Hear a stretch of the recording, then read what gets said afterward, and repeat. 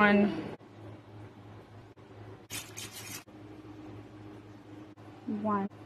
You need the dough, so like, I mean, I'm not, I hold my phone, and I have a phone now.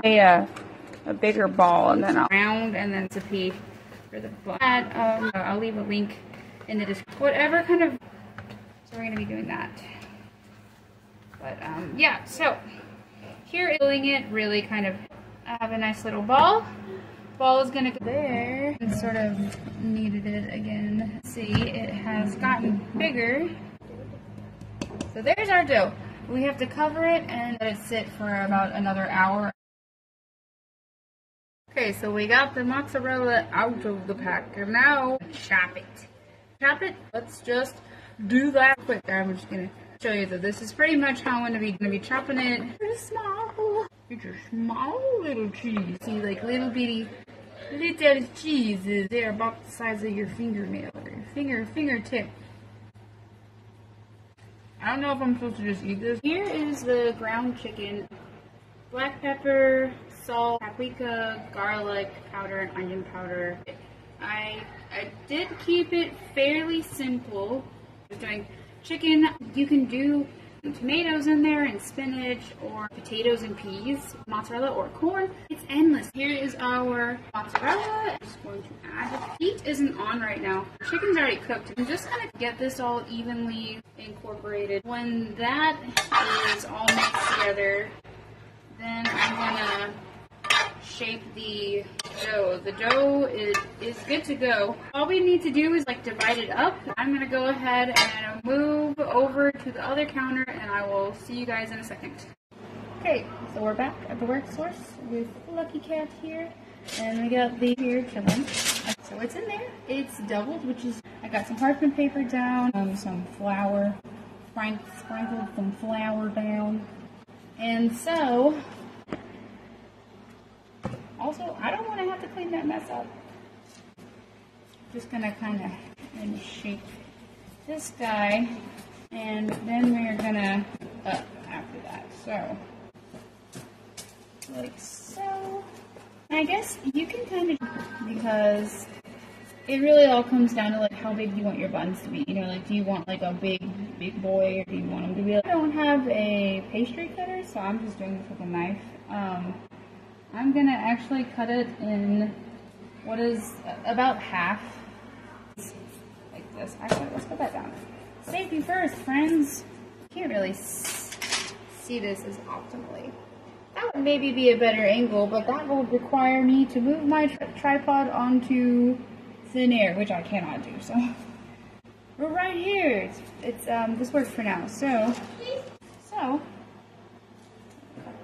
cut these guys. Forgive me for the bad angle this time. Okay. So we got all our little dough buddies divided up. You just kind of get these little guys, and I just like to sort of like tuck their ends into each other like this.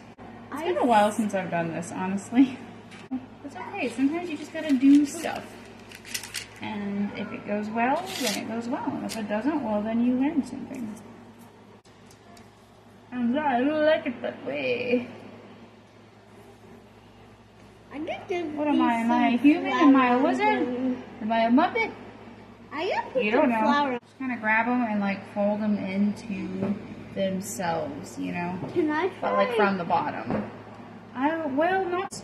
Alright, so here's our little rolls. Alright, so we got our little guys flattened. And then I got the filling over here, which is the chicken and mozzarella. So what I'm going to do is to take one of these guys, little bun baby right here, and take, and usually it takes me a few tries to figure out what is a good amount of filling. But, you know, just kind of whatever feels right, you know. So I just kind of grab and pinch, grab and pinch, grab and pinch. Ah, I'm losing filling. And then fold it kind of into itself. And usually there's like, when I do this, it takes me until like the third one to get a good method going on. But you see I just kind of twist it and then like this. And then there you go. There's your little bun.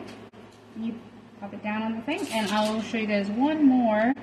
And if you don't get it right away, like, don't feel bad. It takes time. You know, it's kind of like whenever you're making pancakes or something. 2 pancakes are like wonky, and then by the time you get to your like 3rd pancake, you got it down.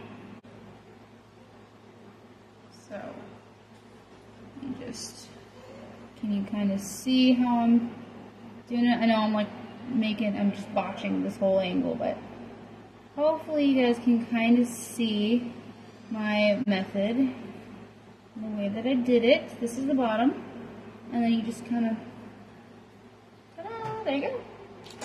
And then that's bun number 2. And so I'm going to do that pretty much with all of these, and then I will be back. So instead of doing an egg wash, I am going to do, so I just put like a little bit, I don't have a brush, you guys, or I'd use a brush. But I just dab a little bit on top right here, on top of our little bun babies. This isn't working as well as I hoped. I feel like, hey, you're playing unauthorized music, lady. That was probably more than 10 seconds. I'm not gonna count that. Don't want. Okay. We're on top. Normally I do an egg wash, just doing paprika and black pepper. Oh shit, I put too much on that one. It's got a little spot on it. It's fine. It's okay. It's fine. He's fine. He's happy that way. It's okay. Alright, I'm gonna preheat the oven. Okay, so bake these at 350 degrees for 15 minutes. Here's the first batch of buns out of the oven. There's some holes and stuff. It happens. Don't worry too much about it. Usually they're nice and shiny, but we didn't have the egg wash there this time, so they're not so shiny. But it's okay because they're still gonna taste good and be yummy.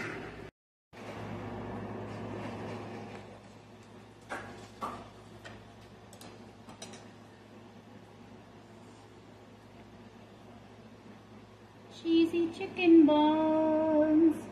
These are the plain ones with no sauce, but you see they're nice and soft. And the cheese is melted, the chicken is nice. And these are super simple and definitely kid-proof.